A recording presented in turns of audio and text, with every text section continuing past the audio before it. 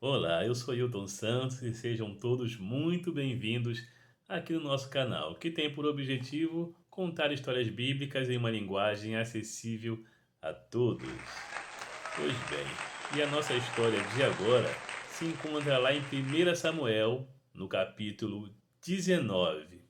E o cenário é o seguinte, né? Depois de matar o gigante e obter várias vitórias, né, favoráveis ao povo de Israel, Davi vai morar no palácio. E Saul, né, depois daquelas mulheres que cantam aquela musiquinha do Davi, do Saul mata 1000 e Davi mata 10.000, Saul tenta matar Davi duas vezes, né? Uma com a lança, duas vezes pela lança, né? E duas vezes também pela astúcia. Ele fracassa em todas elas, enfim.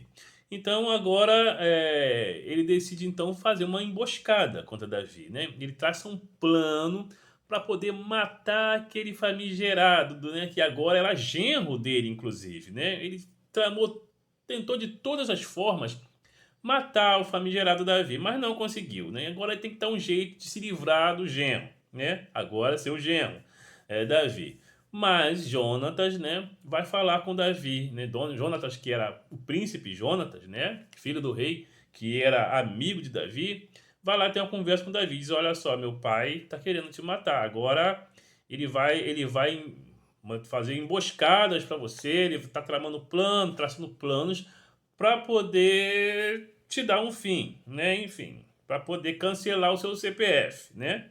Então, meu amigo, você fica esperto porque o velho tá na tua cola. Beleza.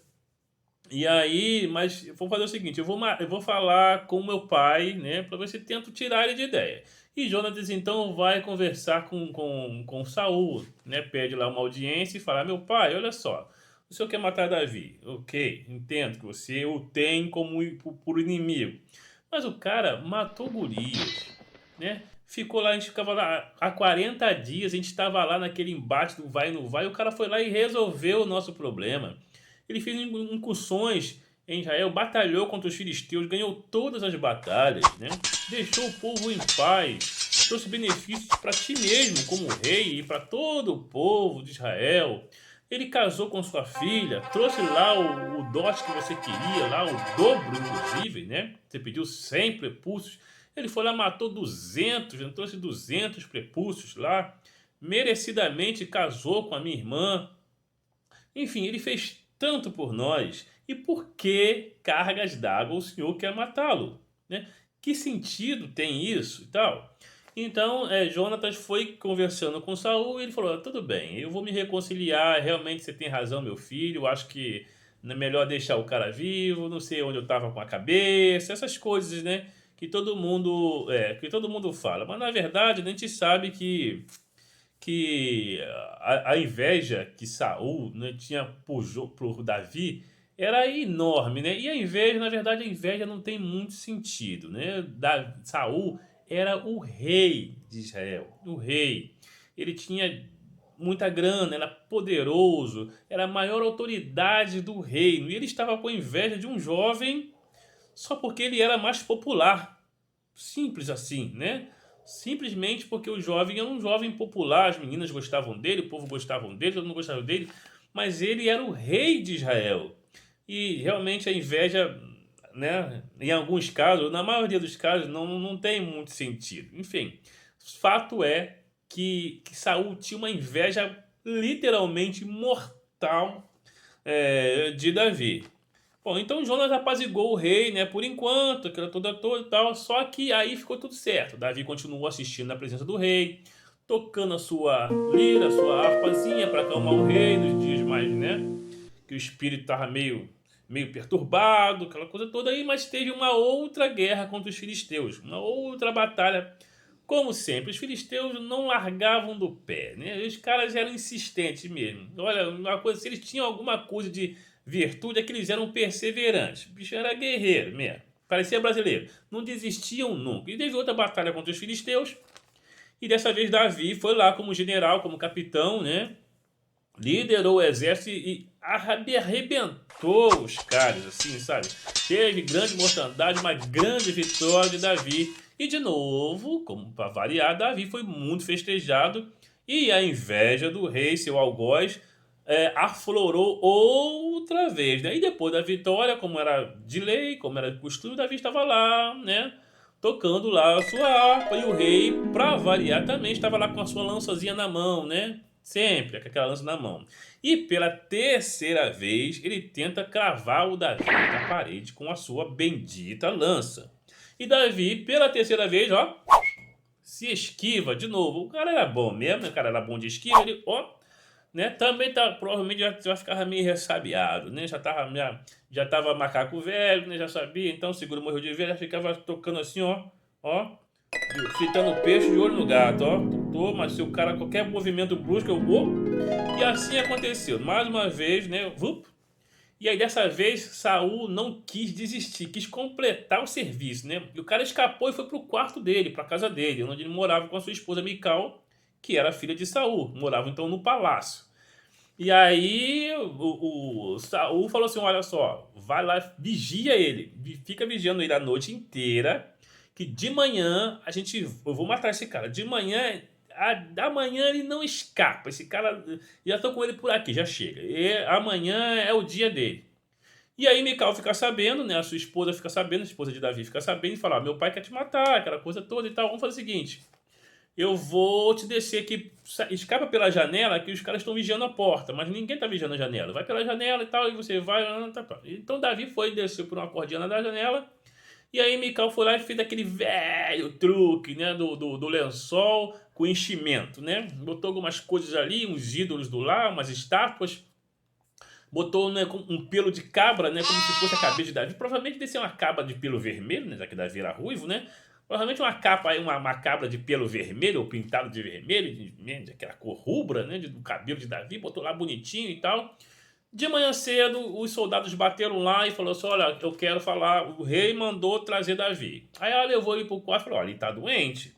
Vocês podem ver. Aí abriu a porta do quarto, estava lá o cara lá, vem aqueles lençóis e tal, e a cabecinha vermelha lá, bonitinho, quietinho. Os caras também, os guardas tinham um respeito muito grande por Davi, né? E falaram: não vão levar o cara tá doente, né? Né? Tá doente. Voltaram pro rei e falaram: rei, olha, ele tá doente, tá de cama lá. E o rei falou: não quero saber, traz ele de cama, pendurado, moribundo, não quero saber, eu quero ele morto hoje. E os soldados voltaram lá e quando destamparam o lençol viram que era um engodo, né? E aí a Mical foi enquadrada pelo pai e falou: pai, ele me ameaçou me matar, né? Por isso que eu fiz isso. Ele me ameaçou me matar e tal. Aí deu esse caô que o rei acreditou muito. Não, mas provavelmente não deve ter acreditado muito, mas ele amava sua filha, né? Acho que o amor pela filha dele era uma das poucas coisas que era maior do que a inveja dele por Davi. Então tá bom, tá. Mas Davi fugiu e foi lá para Ramá, né? Lá para onde estava o profeta Samuel, né? Lá estava em Ramá, né? O profeta Samuel e Saul tinham, eles tinham, como é que diriam, meio que brigado, eles tinham cancelado, não estavam mais se relacionando, né? Depois daquela vez que rasgaram lá, que Saul rasgou a veste de Samuel, eles nunca mais se viram. Então estavam com relacionamentos cortados, mas continuou vivendo lá em Ramá, bonitinho e tal, até orava pelo rei e tudo mais. E Davi, então, agora era um fugitivo, um foragido da justiça, né? Apesar de tudo que ele tinha feito pelo país, a Polícia Federal estava atrás dele. Ele era considerado um fora da lei, um criminoso, né? Apesar de tudo que ele fez pelo país. E ele chega lá em Ramá com Samuel e se queixa: poxa, eu fiz tanta coisa. O que eu fiz demais, né? Agora imaginem também a aflição. Por isso que ele compunha muitos salmos, né? Porque imagine a aflição que o cara ele não fez absolutamente nada de errado. Ao contrário, né? Tudo que ele fez foi em prol do país dele. Ele salvou o país dos gigantes, dos filisteus. Ele guerreava contra os filisteus, ganhou grandes batalhas memoráveis e teve vitórias assim circunstanciais e enfim, providenciais até, né, importantes. E mesmo assim ele era um perseguido. Agora ele era tido como foragido da justiça. O governo estava atrás dele, o rei estava atrás dele. E ele se queixou com Samuel, e Samuel o consolou e tudo mais e tal. E aí, Saul fica sabendo que Davi estava. O serviço de inteligência lá falou: olha, ele está lá em Ramá. E aí ele mandou lá uma turma para lá: olha, vai lá, pega os soldados, vai lá e traz o homem. Quando chegou lá, eles estavam na escola dos profetas, em Ramá, né? E aí os soldados que chegaram lá começaram a profetizar também. Foram tomados pelo Espírito Santo e começaram a profetizar igual os profetas, entraram em transe e aquela coisa. E não deu certo. Voltaram. Aí o Saul mandou então uma segunda turma.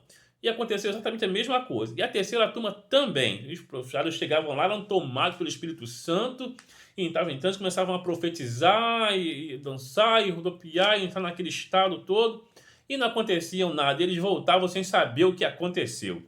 Então resolveu Saul ele mesmo ir lá. Quando ele chegou, ele se informou e ficou sabendo ali, está lá na escola dos profetas. E ele chegou lá, no meio do caminho, né, o Espírito Santo também o tomou e ele chegou lá a pé. Provavelmente devia estar a cavalo, né? Mas ele chegou na escola dos profetas a pé, né? E também tomado pelo Espírito, profetizando, coisas já que em transe, totalmente fora de si, né? E não ainda satisfeito com Samuel estava lá, ele diante de Samuel e de Davi, ele se despiu, né? O Espírito mandou ele se despir, ele tirou a túnica, ele ficou nu o restante do dia e a noite inteira, né? Então ele foi humilhado, o rei ficou nu diante dos seus súditos. Deus o humilhou para mostrar para ele que ele estava totalmente errado em sua conduta e não tinha sentido a sua inveja. Então ele estava lá naquele estado deplorável, né? Nu, se rastejando, deitado na terra, no pó da terra, para que pudesse ser bem humilhado. Aí Davi saiu de lá, fugiu dali, e o homem continuou por lá. E depois foi ter com Jonatas, né? E fez a mesma queixa, né? O que eu fiz demais pro seu pai, né? O que fiz eu? O que fiz eu pro seu pai? O que eu fiz de tão ruim, né? E aí Jonatas responde para ele, né? O que está acontecendo, bota ele a par dos acontecimentos. Agora, o que Jonatas fala para ele e o que Saul fez depois daquilo, né? Será que ele se arrependeu? Será que ele mudou sua postura, sua conduta? E será que Jonatas falou o que para Davi, etc, etc? Tudo isso aí já é assunto para uma próxima história. E no mais, fique com Deus, se inscreva no canal, deixe o seu like se achou interessante, compartilhe, comente se achar algo relevante. Pense nisso.